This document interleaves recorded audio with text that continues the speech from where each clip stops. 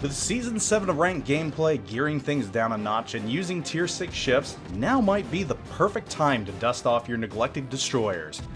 Today we're going to focus on the Farragut, and how she could be used in ranked gameplay.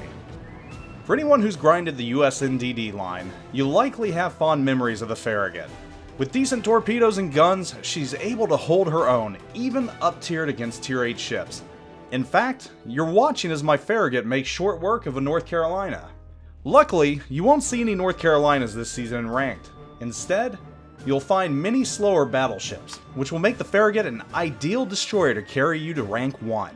Let's take a look at some of the reasons the Farragut is the perfect choice of destroyer for ranked gameplay.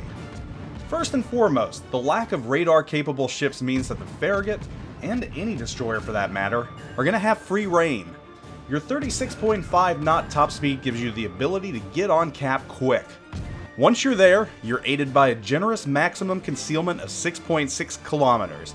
That should allow you ample time to sit on cap without being detected. While capping, you can rely on both your complement of 5 main guns and 2 quadruple torpedo launchers to keep you safe.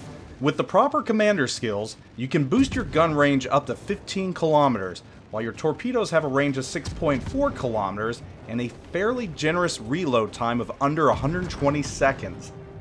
One of the biggest bonuses for the Farragut, and something that's often overlooked but critical in ranked gameplay, is the Farragut Smoke. The Farragut has the ability to put out a lot of team concealing smoke. Not only that, that smoke lasts over a minute and 20 seconds once it's fully laid down. The potential to keep your teammates concealed for this long is invaluable. Just be sure someone's spotting. There's no point sitting in smoke if you can't take advantage of it.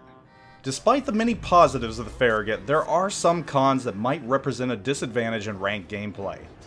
First is that your torpedoes only have a maximum range of 6.4 kilometers. This is 0.2 kilometers less than your best concealment of 6.6 kilometers. This does not give you a stealth fire buffer, and more often than not, you will be spotted before or shortly after you fire your torpedo salvos. While 15 kilometer guns sound like a great idea, on the Farragut, spending 4 commander skill points on AFT might not be a great idea on account of the huge shell arcs on the Farragut. At max range, your shells are floaters, making it difficult to hit targets far away. Don't let these shortcomings dissuade you from the Farragut though. She's a jack of all trades that will serve you well in ranked gameplay.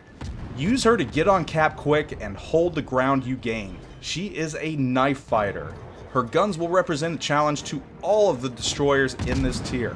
And while your torpedoes may not have the best in-tier speed or distance of some of the other destroyers, you have a lot of them with a very generous spread. Other destroyers will think twice of attacking you. Use your smoke to conceal your team, leading them into the cap, and use your guns and their range to harass slower battleships like the Arizona. You can make yourself a huge headache very quickly for the slower firing and slower moving ships. Just watch out for enemy cruisers, they'll give you a hard time. While you don't have to worry about radar this season, there are a lot of cruisers that can make your day very short if you're not careful. So just take care if you come across ships like Cleveland's or anything else. They can make short work of you because you don't have the most hit points. Now that you know what the Farragut is capable of, let's talk about a couple ways that you can set her up for ranked gameplay. First, I want to give you a warning. Do not choose the Sea Hull. And the reason why is, if you choose that, you lose one of your 5 guns, and you want all the firepower you can get. Now let's talk about some of the modules I think you should use for this season of ranked gameplay. First, I take Main Armaments Modification 1, and the reason for that is I don't like my modules becoming incapacitated, and this is the best way to keep them all in the fight. Or at least try to.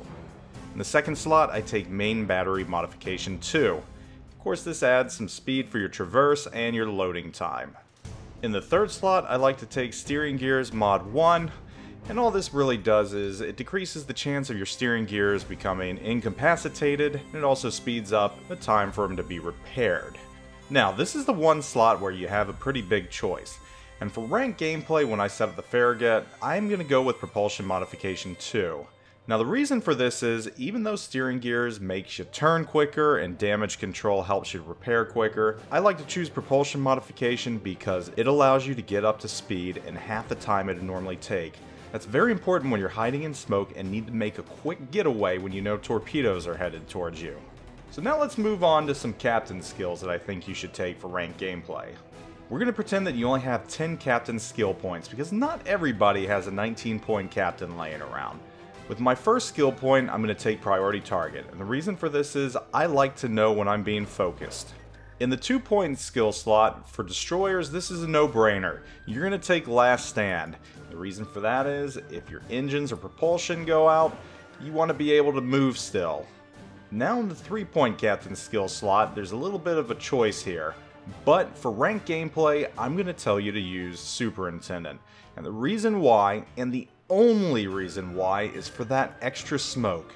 You have to be a selfless player in ranked gameplay, and in the Farragut, having some of the best smoke in tier 6, you want to be able to use as much as possible, because when you lay smoke and keep your team concealed, it can't be seen, and when you can't be seen, you can't be sunk.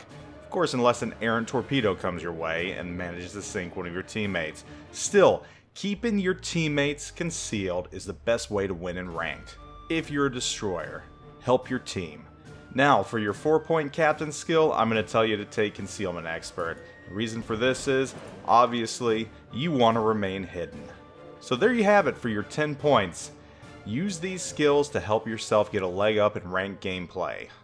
I think the Farragut is going to be an excellent choice of destroyer for this season of ranked gameplay. I wish you all the best of the luck, and I will catch you all later.